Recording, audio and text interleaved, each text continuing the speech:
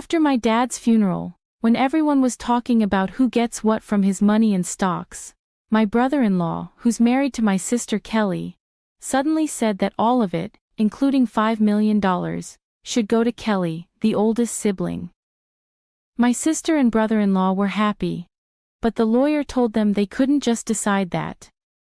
My name's John Watson. I'm 42, work in sales, and have a wife and 2 kids. My dad owned a big part of a company, and even though he was old, he still worked. My sister Kelly, who's older than me, has always been a bit of a problem for our parents with her bad behavior.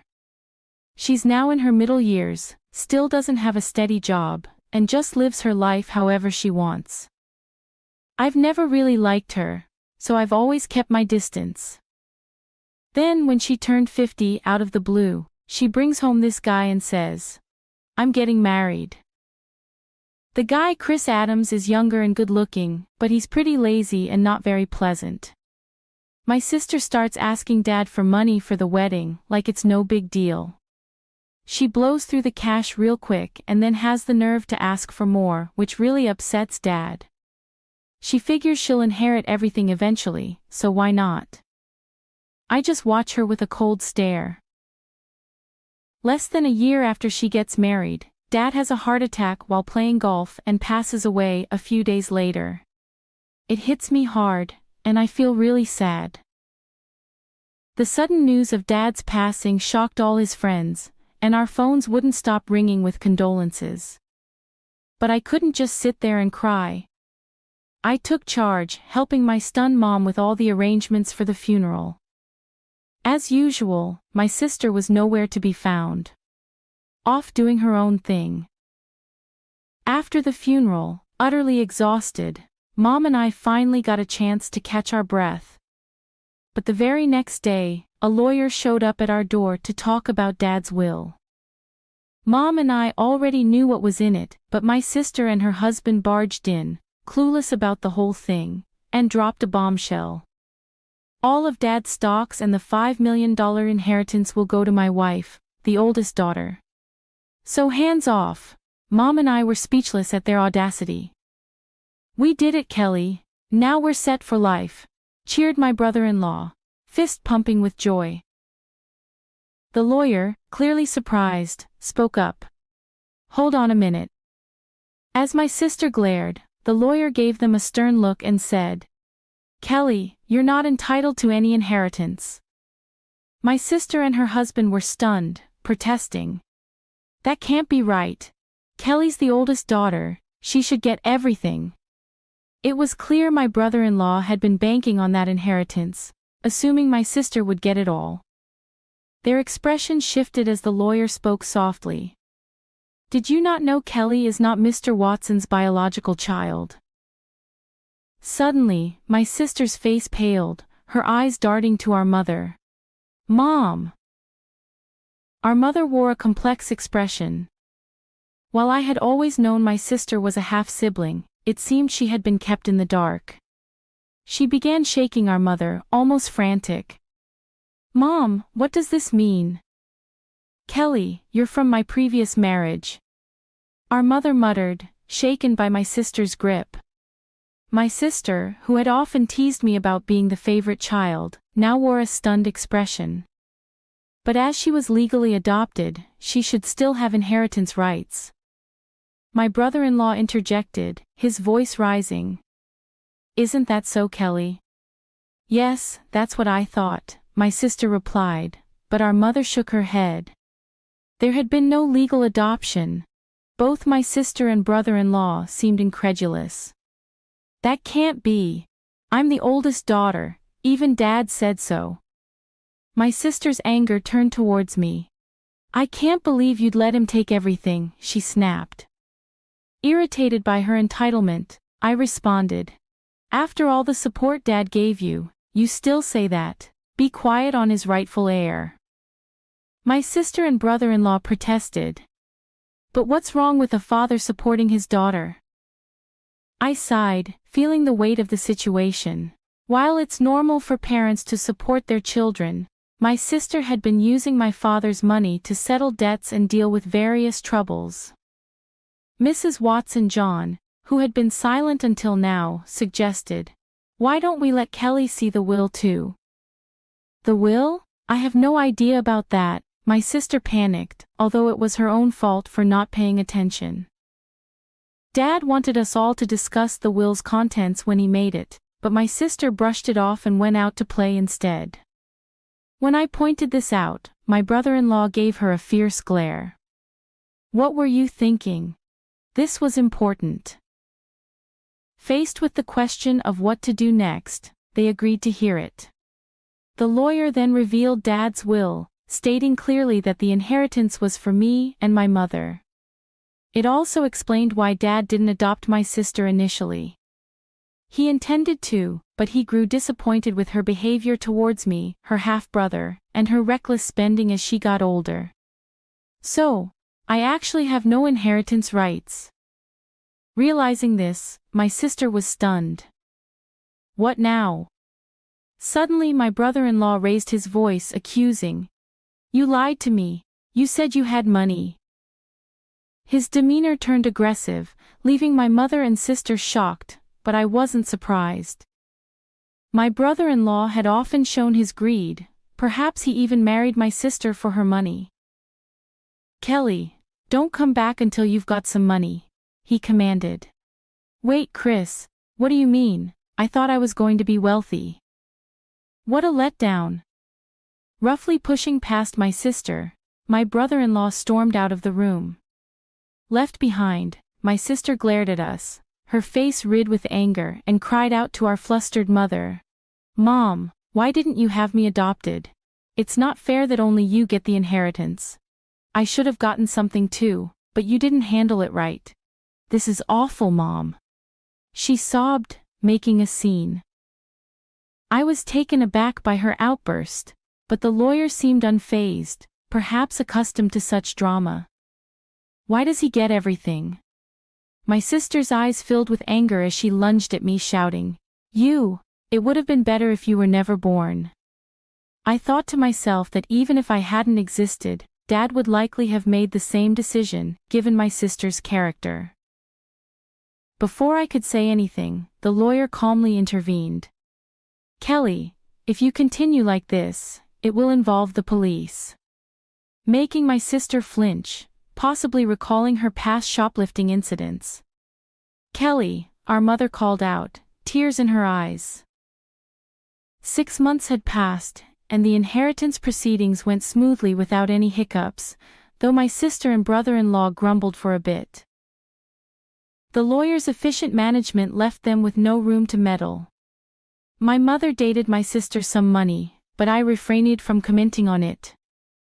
What bothered me most was their sudden disappearance with the funds, displaying their blatant gold-digging behavior, which left a sour taste in the mouths of our relatives who were aware of the situation. One day I took my mother, wife and daughter out for a meal. Thanks to my wife's suggestion, my mother, who had been somewhat withdrawn since Dad's passing, seemed more cheerful in the company of her adorable granddaughter. "Hey Mom, why don't you come live with us?" I proposed.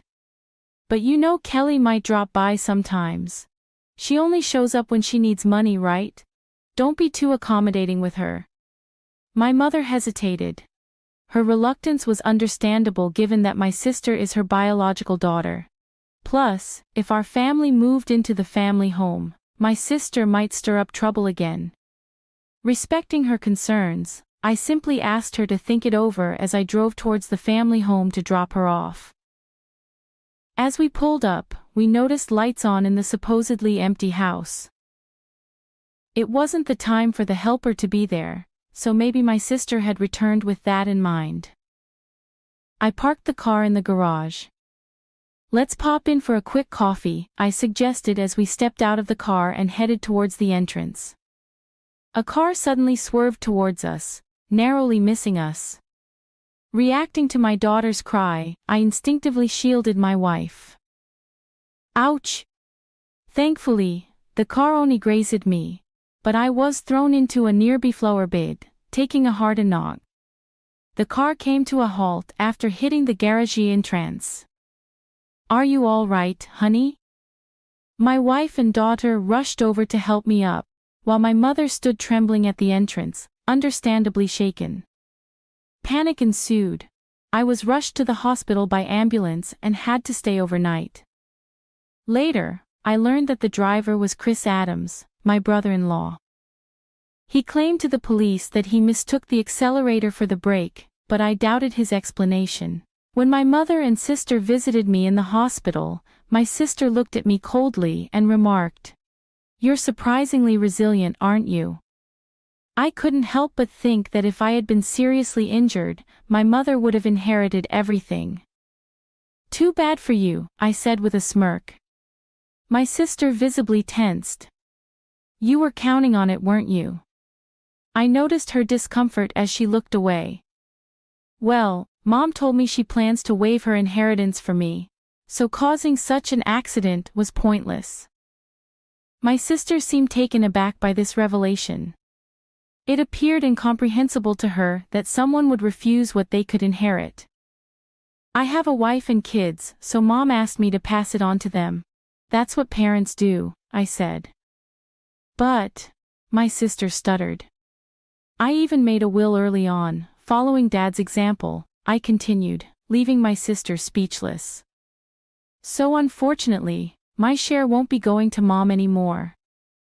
My sister trembled and shook as she stared at me. "Can't you at least give me some? There's $5 million, right?" When I firmly refused, my sister's face contorted into a furious expression as she grabbed my collar. "Give me half, I'm your sister."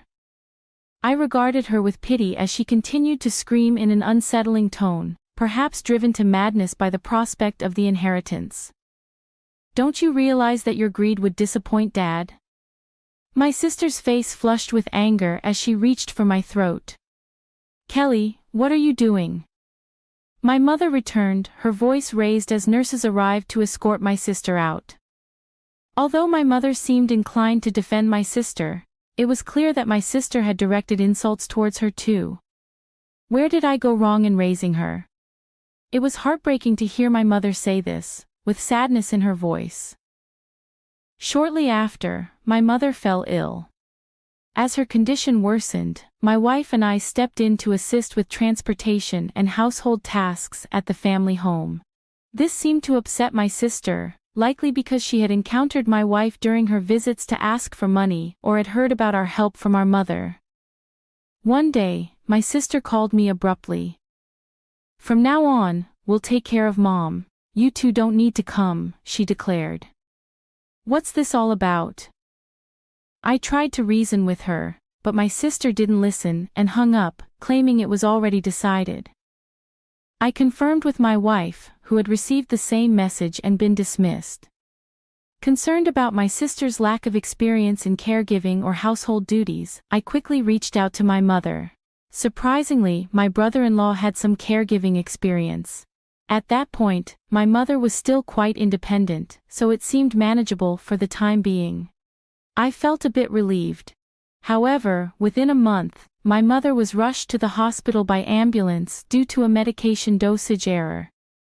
She appeared alarmingly frail when we arrived. The doctor was puzzled, my mother had never made such a mistake before. While my wife stayed with her, I went back to the family home, which was in disarray. The fridge was empty despite my mother's love for cooking, and it seemed the hired help had been cancelled without discussion. I felt ashamed for even considering trusting my sister and was furious. A significant amount of money had been withdrawn from my mother's bank account, even though her bank card and PIN were secured in the safe. Thankfully, the account containing the inheritance was untouched in a safe deposit box, but most of the funds allocated for living expenses were gone. I gathered essential items for my mother's hospital stay along with her bank card and returned to explain the situation to her. "Did Kelly?" My mother seemed unaware of the bank card situation. However, when I inquired about the medication error, she looked somber and confessed that it was prepared by my brother-in-law. "Mom, Perhaps it's best not to allow my sister into the house anymore, I suggested. John, I promise to take care of you, but the house is in such disarray, and you've lost so much weight. Have you been eating properly? My mother's words weighed heavily on me. Mom, you should come live with us. I'll build a home where we can all be together, I proposed, causing my mother to break down in tears. However, her health continued to deteriorate despite the doctor's efforts. Perhaps the incident with my sister had weakened her heart. She never recovered and eventually passed away, almost as if following my father. Upon returning to the family home to make funeral arrangements, I discovered that all the valuables had vanished. It appeared my sister and brother-in-law had taken them in their desperate pursuit of money. Standing amidst the empty rooms, I was first shocked and then consumed by a fierce anger. I vowed to hold them accountable for their actions. The day after my mother's funeral, my sister and I were scheduled to meet with the lawyer, presumably, to discuss the inheritance. Too bad Mom's inheritance rightfully belongs to me, her daughter, my sister boldly declared. I couldn't help but chuckle at her statement, as it seemed she was gravely mistaken. Let's see what the will says, I suggested as the lawyer unveiled the will.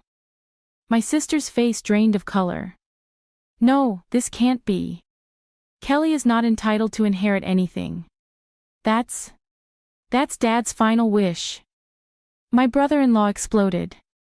However, the lawyer calmly reiterated the same statement. This is absurd. Kelly is that old woman's biological child. My brother-in-law erupted, sweeping items off the table in anger. You can't deceive us. Give us the inheritance now. Chris, did you try to harm my mom? I confronted him. He shot me an irritated glare. What? I never did such a thing, he retorted. Then why was there a mistake with her medication? I pressed further. My brother-in-law scowled in annoyance. Who cares about that, John? It's outrageous that we're not getting any inheritance, my sister interjected, seemingly losing her composure. What have you done? I asked her, stunned. It seemed she hadn't rushed over after hearing about our mother's passing, but had been banking on the inheritance to cover her expenses. Tell me this isn't true. I'm getting nothing, my sister demanded of the lawyer.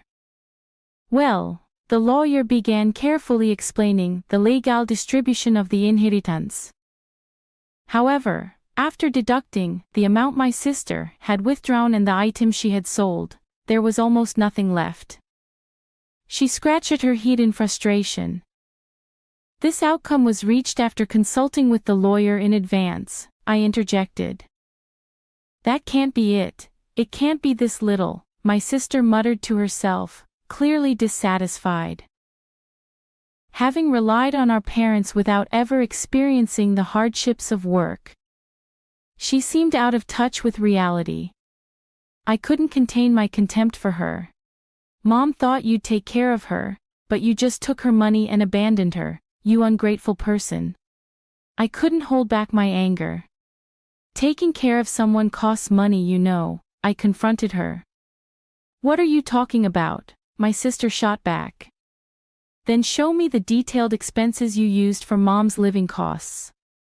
I'll cover the necessary expenses, I challenged her, extending my hand. My sister's face paled and her lips trembled. I don't have that. Without receipts, it won't be recognized, the lawyer emphasized, leaving my sister speechless. Facing her, my brother-in-law attempted to sway me with a pleading tone. John, your sister really needs help. Can't you lend her a hand, even just a little? I declined firmly, feeling my frustration growing. It seemed my brother-in-law was reaching his limit too. If everything had gone as planned, Kelly would have had the entire inheritance by now, he muttered. What do you mean by that? I questioned. But before I could delve deeper, my brother-in-law let slip a revealing comment. Because of this guy, nothing ever goes smoothly. I was supposed to get a new car, But all I got was barely enough for repairs. My sister desperately tried to interject, but it was too late. That's a serious accusation. It sounds like fraud, the lawyer remarked, holding her quarter and smiling at the couple. What?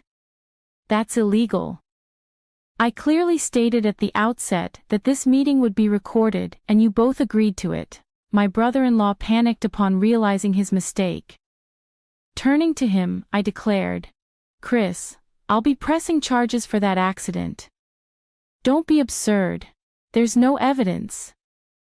My sister burst into tears and shook my brother-in-law in frustration. You fool.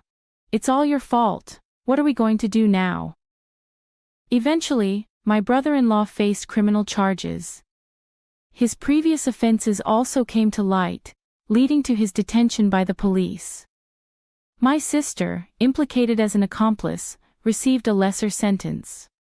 However, unable to afford her rent, she sought help from relatives but was rejected by everyone. As for me, I continued to work diligently without relying on any inheritance, finding solace in the dividends from stock as a small pleasure.